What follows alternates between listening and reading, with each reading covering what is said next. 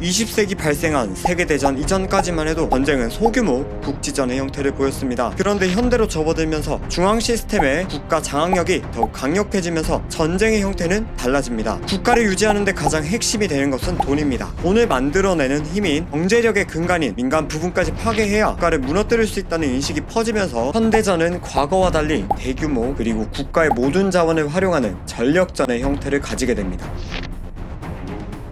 전쟁이 발생하면 경제는 어떻게 될까요? 먼저 첫 번째, 자산가치의 붕괴입니다. 물가는 쉽게 말하자면 시장에 나와있는 물건들의 가격입니다. 물가는 시장에서 생산되는 물건의 양과 시중에 풀린 돈에 의해서 결정됩니다. 물건의 양이 줄어들면 물가는 상승하고 또 시중에 풀린 돈이 많아지면서 물가가 상승하기도 합니다. 전쟁이 발생하면 전쟁터에서는 많은 물자가 필요합니다. 그래서 이 물자를 구입하기 위해 엄청난 돈이 시중에 풀리게 됩니다. 다시 물가로 돌아와서 물가에 영향을 주는 두 개의 변수가 전쟁이 발생하면 요동치면서 물가는 혼돈 속으로 빠집니다. 불확실한 것을 가장 싫어하는 시장은 당연히 멘붕에 빠지게 됩니다. 멘붕에 빠진 시장은 몸을 잔뜩 움츠리고 자산 가치는 붕괴됩니다. 두 번째, 세금 인상입니다. 전쟁에 필요한 물자를 구입하는 데 필요한 돈은 당연히 빚으로 충당됩니다. 영끌을 통해 전쟁에서 이긴다면 괜찮지만 만약 지게 된다면 어떻게 될까요? 엄청난 규모의 전쟁 배상금도 짊어져야 합니다. 그런데 이런 빚과 배상금은 누가 책임져야 할까요? 당연히 패전국의 국민들입니다. 패전 그 자체보다도 패전 이후 찾아오는 계산서가 국민들을 더 힘들게 하는 것입니다. 세 번째, 인프라 훼손입니다. 6.25 전쟁 당시 남한은 인프라의 42%가 훼손되어 410억 5천만 원의 경제적 피해를 봅니다. 현재 물가로 환산하면 약 6천조 원 정도가 됩니다. 2021년 한국의 한 해 예산안의 11배 정도 되는 인프라를 복구하기 위해 누가 희생되었을까요? 당연히 한국의 국민들이었습니다. 네 번째, 전쟁 비용에 따른 기회비용입니다. 2003년부터 8년간 미국은 이라크 전쟁을 일으킵니다. 이때 사용된 비용은 약 2조 달러. 물가 상승률을 무시하더라도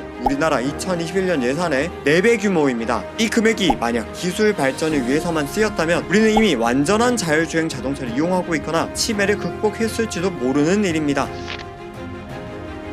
전쟁이 기다려지는 사람들도 있다고 합니다. 전쟁이 발생했을 때 당사자만 아니면 전쟁 특수를 누리는 경우가 많습니다. 전쟁이 나면 엄청난 물자가 필요합니다. 그런데 이 물자는 모두 자급할 수 없으니 주변국에서 구입을 하게 됩니다. 비싼 가격이라도 말이죠. 당사자는 고통스럽지만 물자를 제공하는 주변국은 경제적인 이득을 보게 됩니다. 이 같은 상황을 전쟁 특수라고 합니다. 유럽을 포함한 전 세계에서 발생한 세계대전 덕분에 초강대국으로 성장한 미국, 한반도에서 발생한 6.25 전쟁을 통해 자본과 기술을 축적해 70년대 초고속 성장을 한 일본도 전쟁 특수를 누린 것이라고 할 수 있겠죠. 어떤 국가가 고난에 허덕이고 있는데 주변에서 미소를 짓고 있는 상황은 아이러니한 것이 사실입니다. 전쟁은 여러 기술 개발에도 도움이 됩니다. 실제로 세계 2차 대전 당시 레이더, 제트 엔진, 인터넷 등이 만들어진 것은 꽤나 유명한 일화입니다. 또한 전쟁이 발생하면 사회 구조가 변하면서 새로운 계층이 사회로 진출하는 것 또한 전쟁이 경제에 도움을 주는 사례라고 할 수 있습니다.